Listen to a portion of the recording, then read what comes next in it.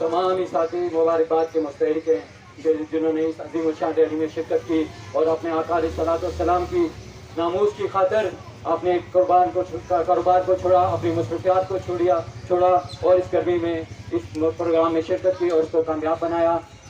अल्लाह ताला ने सबसे पहले नबी पाक सल्लल्लाहु अलैहि वसल्लम की मोहब्बत को हमारे ईमान का हिस्सा बनाया है और अपने कलमे के साथ भी आप अलैहिस्सलाम का नाम रखा।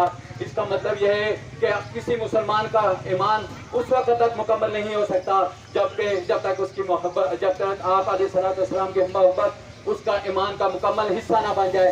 जब सहाबी रसूल सल्लल्लाहु अलैहि वसल्लम को हुज़ूर सल्लल्लाहु फरमा सकते हैं कि जब तक तुम्हारा ईमान मुकम्मल नहीं हो सकता, जब तक मेरे लिए मेरी मोहब्बत इतना इस हद तक ना हो जाए कि तुम अपनी जान तक कुर्बान कर सको। तो ये गैरत मुस्लिम हमेशा जिंदा है और जिंदा रहेगी। कुफार हमेशा मुसलमानों के खिलाफ अपनी तलवारें और जुबानें चलाते रहते हैं, लेकिन मुसलमान हमेशा उसे अपने ईमान से और अपनी मोहब्बत से ढाल बनकर इस्लाम का तहफ़्फ़ुज़ करते हैं और नामूस रिसालत के लिए अपनी कुर्बानियाँ पेश करते रहते हैं।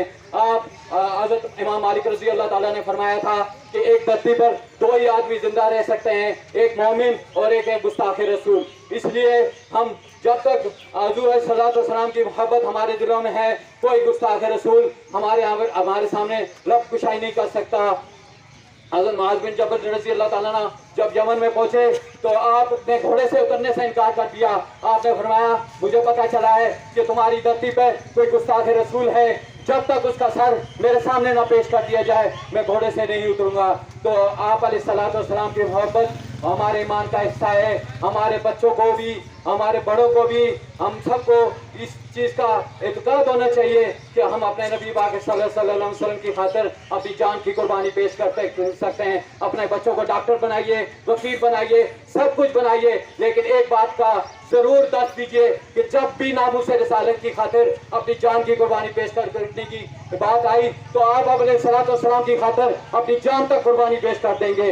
इसी के साथ मैं इजाजत चाहता हूँ। नाराए तकबीर, नाराए रिसालत, नाराए तहकीक, गुस्ताख़ रसूल की एक ही सजा, सर तन से जुदा, सर तन से जुदा।